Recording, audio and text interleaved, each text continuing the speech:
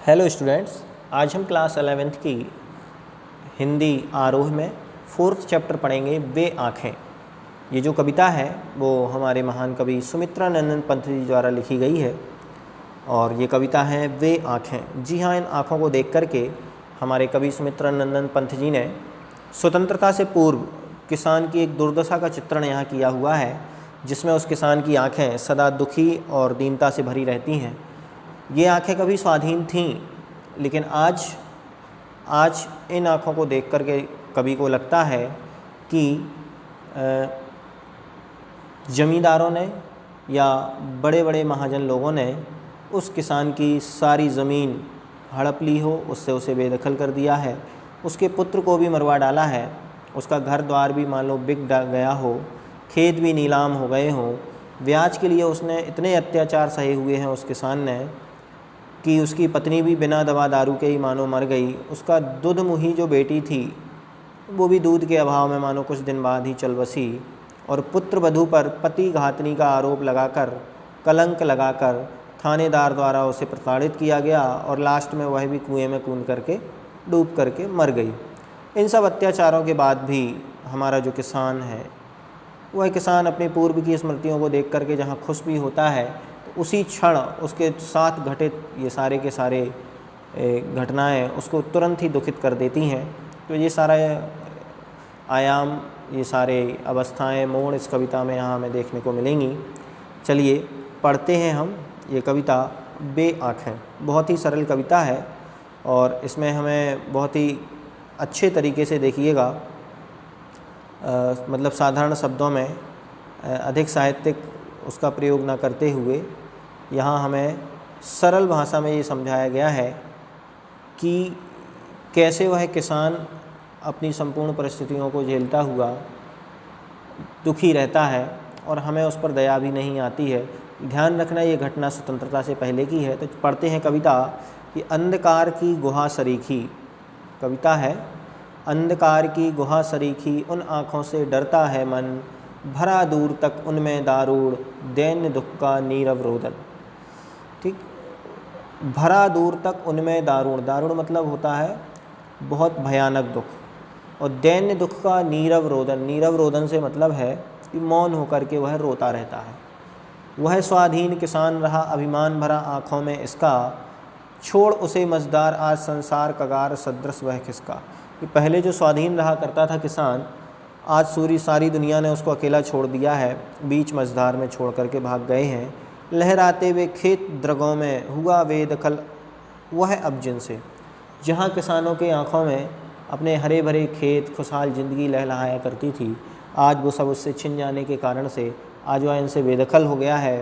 हंसती थी उसके जीवन की हरियाली जिनके तन तन से। ठीक, इन सब की हरियाली को देख कर के, एक कण कण को देख कर के वह जहाँ प्रसन्न हुआ करता था, आज वहीं वह दुखी भी है।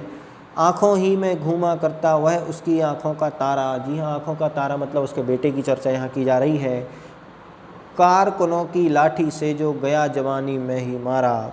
ठीक, यानी उन बड़े जमींदारों ने, महाजनों ने अपनी लाठियों से प्रताड़ित कर करके उसके बेटे को भी यहाँ मार दिया है।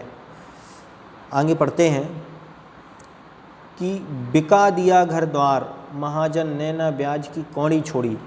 सब कुछ बर्बाद कर दिया, बेच दिया, नीलाम कर दिया। रह रहे आँखों में छुपती वह कुर्क हुई बर्धों की जोड़ी। बर्धा मतलब होता है यहाँ जो हष्टपुष्ट दो बैल थे, उनकी जोड़ी भी समझ लो नीलाम करनी पड़ी, क्योंकि उनका ब्याज जो चुकाना है।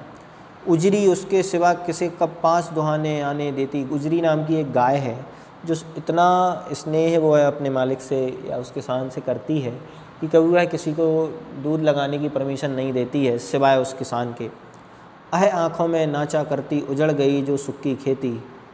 अब तो सिर्फ उजड़ी हुई खेती और दुख ही दुख आँखों में किसान के दिखाई देता है। बिना दबा दर्पण के घरनी सुरख चली आँखें आती भर। मान लो कि बीमार पड़ने पर उसकी पत्नी को भी दवा दारू नसीब ना हुई और बिना उसके ही वह मृत्यु को प्राप्त हो गई। देख रेख के बिना दुधमुही बिटिया 2 दिन बाद मर गई। और देख रेख ना होने से उसकी दुधमुही जो बेटी थी जन्मी हुई, वो भी कुछ समय बाद मृत्यु को प्राप्त हुई, मरण को प्राप्त हुई।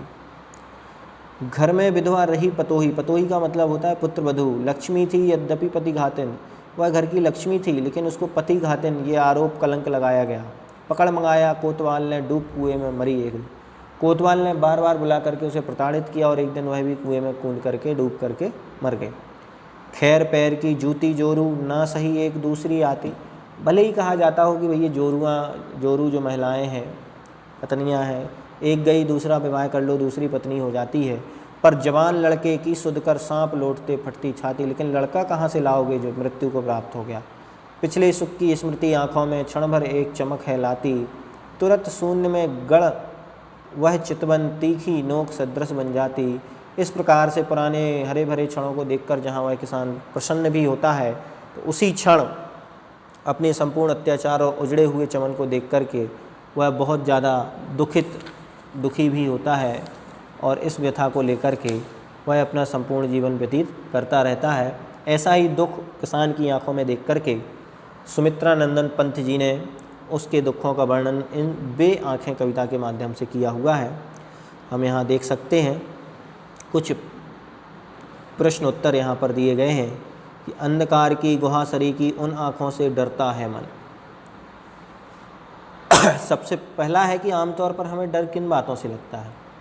तो कहा है कि हमें आमतौर पर जो डर है वह अपने प्रियजन की मृत्यु के होने का ही डर लगता है कि कहीं कोई दुर्घटना ना हो जाए, आर्थिक हानि ना हो जाए, उनका अपमान ना हो, कोई उन्हें मारे पीटे ना, बस इतना ही डर हमें लगता है। सेकंड पूछा है कि उन आँखों से किसकी ओर संकेत किया गया है। तो उन आँखों से एक उजड़े हुए किसान की आँखों की ओर संकेत किया गया है।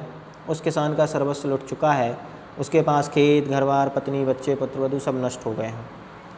नेक्स्ट है कि डरते हुए भी कवि ने उस किसान की आंखों की पीड़ा का वर्णन क्यों किया है। देखिए, कवि को पीड़ित किसान की आंखों को देखकर भय तो लगता है, डर तो लगता है, लेकिन वह उसका दुख व्यक्त करना चाहता है।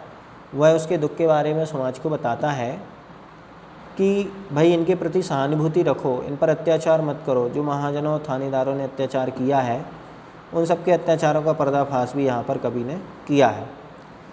यदि कवि इन आँखों से नहीं डरता, क्या तब भी वह कविता लिखता। यदि कवि को किसान की आँखों को देखकर भय नहीं लगता तो शायद वह उसकी पीड़ा नहीं जान पाता और शायद वो कविता भी ना लिख पाता। ठीक। नेक्स्ट है कि कविता में किसान की पीड़ा के लिए किन्हें जिम्मेदार बताया गया है। तो कविता में किसान की पीड़ा के लिए वहाँ के जो महाजन महावर्ग और कोतवाल हैं उन जमींदारों को ही यहाँ जिम्मेदार ठहराया गया है, क्योंकि महाजन ने अपना ब्याज तथा ऋण वसूल करने के लिए उसके खेत बैल घर बार सब बिकवा दिए हैं और किसान का जवान बेटे को भी मार डाला है। लाचार पत्नी भी दवा दारू ना मिलने से मारी गई। उसकी पतोही दुधमुही बच्ची पतोही उसका भी देहांत हो गया है। इस प्रकार से क्रूर अत्याचारों को सह करके भी एक किसान की दुर्दशा का वर्णन यहाँ कवि ने किया गया है, तो जो बहुत ही दुखद है। नेक्स्ट है कि पिछले सुख की स्मृति आँखों में क्षण भर एक चमक लाती है। ये लास्ट वाली लाइनें हैं स्टैंजा की। इसमें किसान के किन पिछले सुखों की ओर संकेत किया गया है। तो इन पंक्तियों में किसान ने जिन पिछले सुखों की ओर संकेत किया है कि वह भी कभी स्वाधीन था, स्वतंत्र था, उसके पास हरे भरे लहलहाते खेत थे, हरियाली को देखकर उसका तन मन प्रसन्न हो जाता था। ठीक। उसके पास अपने कहलाने के लिए बहुत कुछ था, खेत तो थे ही, मस्तक ऊंचा करके वह अपनी आंखों में चमक धारण करके स्वाभिमानता से निकल जाता था। सारा घर परिवार, प्राणों से प्रिय उसका पुत्र, उसकी पत्नी, उसके बैलों की जोड़ी, उसकी गाय, उसकी पुत्रवधू, सब कुछ उसके पास था। इन सभी का स्मरण करके वह अपने चित्रपटल पर एक क्षण यदि प्रसन्न भी होता है, लेकिन बाद में जो द्वितीय क्षण बर्बादी का दुर्दशा का है वह उसे बहुत ही ज़्यादा व्यथित और दुखी कर देता है। इस प्रकार से यहाँ उसके सुख की स्मृतियों को जानना। ठीक। नेक्स्ट, अगला संदर्भ सहित आशय स्पष्ट करने के लिए यहाँ पर कुछ प्रश्न दिए गए हैं। तो संदर्भ व आशय के रूप में मैंने आपको कविताओं के सारे सारांश अर्थ यहाँ पर सुना दिए हैं। आप इनका संदर्भ प्रसंग सहित इन तीनों का अर्थ स्वतः लिखने का प्रयास कर सकते हैं।